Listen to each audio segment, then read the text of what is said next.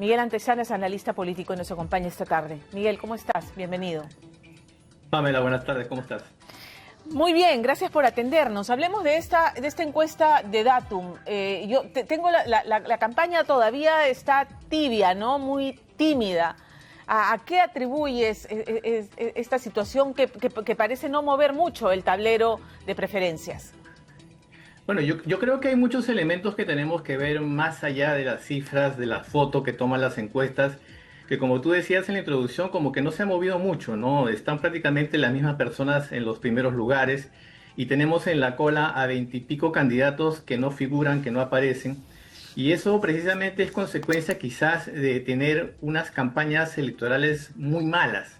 Yo hace mucho tiempo, alguna vez en un evento académico, decía que en el Perú nos caracterizamos por tener las campañas electorales más malas de Latinoamérica, porque hacemos las cosas de manera tradicional, de manera repetitiva, asumiendo que la gente pues actúa como un robot y que va a responder a este tipo de acciones que hacen en campañas, son los portátiles, de ir a los mercados, de abrazar a las viejitas, de tomar un jugo, en fin, Disfrazarse, cargar bebitos. Sí, cargar bebitos o dar besitos a la gente de la sierra, ¿no? Sin poner cara de asco. En fin, una serie de elementos que por supuesto no generan votos, no hacen absolutamente nada. Por el contrario, generan rechazos. Si no, preguntémosle a Barnechea, que con el famoso chicharrón se cayó y nunca más se levantó. Ajá. Entonces, O Lourdes tenemos Flores una y serie métanse su alcaldía al poto. Ajá, todo ese tipo de cosas que la gente cree, o los candidatos y la gente que le rodee cree que va a generar votos, y es todo lo contrario. Entonces, en primer lugar, tenemos campañas electorales muy malas, que por supuesto no mueven a nadie, no mueven no generan ninguna reacción del electorado. En segundo lugar, recordemos que tenemos 36 candidatos. Y de esos 36 candidatos, supuestamente, si se han atrevido a lanzarse a la presidencia, pues deberían tener un aparato logístico, deberían tener recursos, deberían tener gente que los ayude a moverse, que los ayude precisamente a generar esa empatía con el ciudadano, a generar una intención de voto, y vemos que hay 20 y pico que no tienen absolutamente nada. No tienen absolutamente nada, y eso es preocupante porque de esos 20 y pico es que probablemente pueda salir ese candidato o candidata sorpresa que quite de los primeros lugares a los que actualmente se encuentran.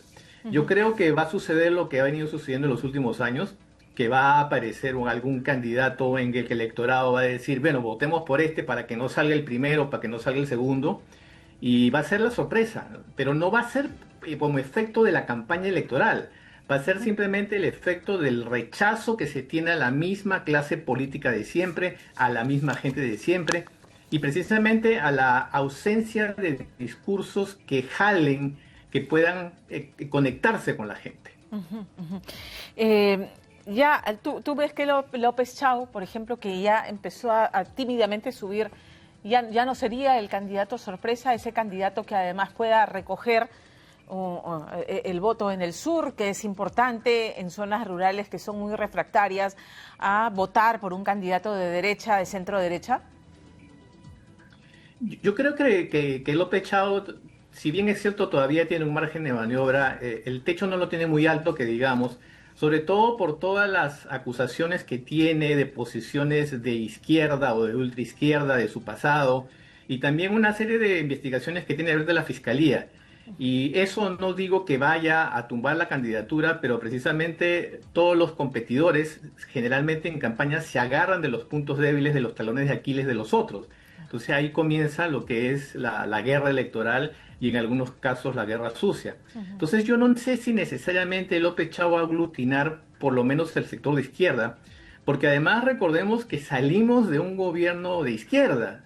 Castillo llegó precisamente con toda la esperanza de esta zona surandina, de esta esperanza de la gente de izquierda, y hizo un papelón tremendo. Dina Boluarte, que heredó el cargo y se trató de desvincular yéndose un poco hacia la derecha, pero siguió con ese discurso de hermanos y hermanas, del padre, de la madre, los white y todas las cosas, y terminó siendo también un fracaso estrepitoso.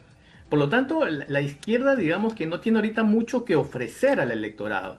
Si bien es cierto que se apoyaba en el fracaso contundente y repetido de la derecha en el gobierno, La izquierda tuvo su oportunidad y también la perdió. Pero, a ver, Entonces, en yo ese punto, Miguel, permíteme, hay un grueso de electores que piensa, que de los electores de Pedro Castillo que lo llevaron al poder, que creen más bien que no lo dejaron gobernar, que le hicieron un golpe de Estado, que es una víctima. Y si Castillo se presentara, pudiera postularse a estas elecciones, probablemente con ese voto volvería a ser elegido, creo yo, no sé. Yo no lo creo, yo no Ya, lo creo. Yo creo que se está magnificando las percepciones. ok, De hecho, es una corriente de opinión que trata de instalar ese mensaje, ajá, pero todo el mundo sabe, todo el Perú lo sabe, y cuando digo el mundo no exagero, el mundo sabe que Pedro Castillo tuvo una intentona golpista claro. mal hecha y que por eso está preso. Entonces, él no es ninguna víctima del Ujú. Congreso, de la derecha, no sé, del grupo internacional, en fin, de todo eso que la izquierda generalmente teje esos discursos. Yo creo que solamente se lo creen ellos y tratan de subirse a ese caballo para ganar votos. Y de hecho, quien está apoyándose mucho está en ese grupo en la cola del 0,3% de intención de voto. Ujú. Si así fuese con lo que tú dices de que Castillo es una víctima, pues ese candidato tendría, por lo menos estaría en los primeros lugares y eso no está sucediendo. Ya, ok, ok.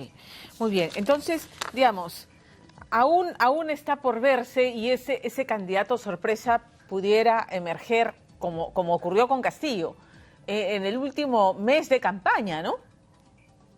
Sí, y no sería nada extraño nuevamente, o sea, lo venimos viviendo desde el 1990 con Fujimori. Ujú. Fujimori 30 días antes de la campaña no figuraba y cuando comenzó a aparecer la escalada fue brutal, 1, 2, 5, 10, 15, 25%, o sea, eso no es sorpresa. Ujú. Más aún ahora que tenemos a una gran masa de jóvenes que está pues hiperconectada, hiperinformada, que tiene la información en la palma de la mano y que inmediatamente entonces todos los mensajes no se quedan instalados ahí perennemente. Al Ujú. contrario, hay un dinamismo de la información muy rápido y eso no lo han entendido tampoco los equipos de campaña.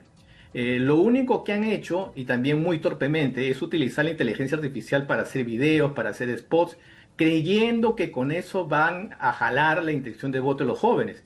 Pero tenemos unos jóvenes que también, repito, están bastante informados y se fijan en el pasado, en el currículum, en el prontuario de cada candidato. Entonces no son fáciles de convencer, no son tan manipulables ni tan moldeables como muchos creen. Ujú. Entonces eso va a ir sucediendo y en la medida que la gente ubique a un candidato menos malo, porque eso es lo que lamentablemente nos hemos acostumbrado a tener en el Perú, es que puede aglutinar esa tendencia y convertirse en esa persona que comience a subir y llegar a los primeros lugares. Y cuidado que llega a segunda vuelta. Ahora quiero detenerme en la desaprobación que sigue subiendo del presidente José Gerí.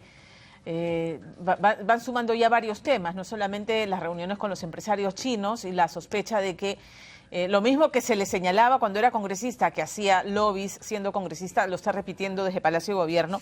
Tenemos ahora todas sus amigas allegadas que lograron contratos con el Estado luego de visitarlo en Palacio de Gobierno. Y se suma ahora este detalle que en su fiesta de cumpleaños, con todo derecho se celebra su fiesta de cumpleaños, es la presencia de una de las señoritas que luego terminó siendo acribillada en plena vía pública en el marco de la sospecha de que pudieran haber estado ejerciendo otro tipo de oficio al interior del Parlamento, ¿no? Aunque eso ha sido negado desde el Parlamento y desde la oficialidad, digamos. Sí, yo creo que en este momento Geri lo único que le debe estar preocupando es que no se alcancen las firmas para una convocatoria, un pleno extraordinario en el Congreso y que se vea la posibilidad de su vacancia, censura, cualquiera sea la forma que traten de hacer para sacarlo de la presidencia. Yo creo que esa es su única preocupación y por eso está haciendo pues todas estas cortinas de humo, de los penales, de rapar a los presos, de vestirlo anaranjado y hacer cualquier cosa que y subrayo eso, trate de desviar la atención, que va a ser bastante difícil porque hay muchas cosas que se están ventilando, que se están descubriendo, y yo creo que esa va a ser varias gotas que van a hacer que el agua se rebalse del vaso. Yo Porque creo que de el momento el Congreso. pacto, el llamado pacto en el Parlamento ha cerrado filas, a pesar de que en un primer momento Luna Gálvez decía, a título personal yo pienso que debe renunciar, pero depende de la bancada. Fuerza Popular ha apelado nuevamente a no mover las aguas a puertas de las elecciones por la estabilidad, aunque no le creen. Y Alianza para el Progreso decía que renuncia inmediatamente después de conocido todo el tema del Chifagate, pero luego dijeron no, la estabilidad del país, que es el mismo argumento con el que sostenían a la insostenible Dina Boluarte, hasta que ya no les fue útil, ¿no? Hasta que ya les pesaba demasiado esa mochila. ¿Crees que vaya a pasar esto ahora con Gerí?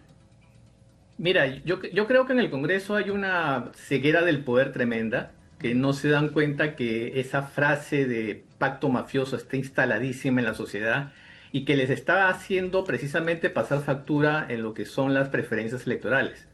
Por eso es que no suben de ese porcentaje que tienen, que es la misma gente que los rodea. Porque la gente cree que esa gente es la que va a llegar o la que quiere llegar al poder en 2026 para seguir haciendo las mismas tropelías de siempre. Entonces, eso pudiese ser un punto de quiebre en el momento en que se den cuenta que precisamente el actuar, no solamente el nombre, el actuar como un pacto mafioso protegiendo a Gerí, que es insostenible en la presidencia, así falte un día para el 28 de julio, así falte un día para el 12 de abril, eso le va a pasar factura a nivel de la votación.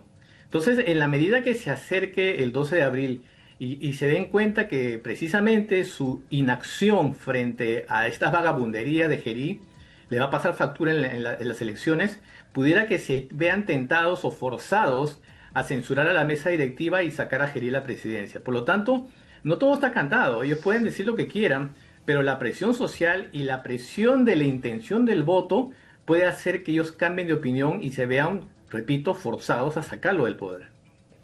Muchísimas gracias, Miguel, por habernos atendido esta tarde.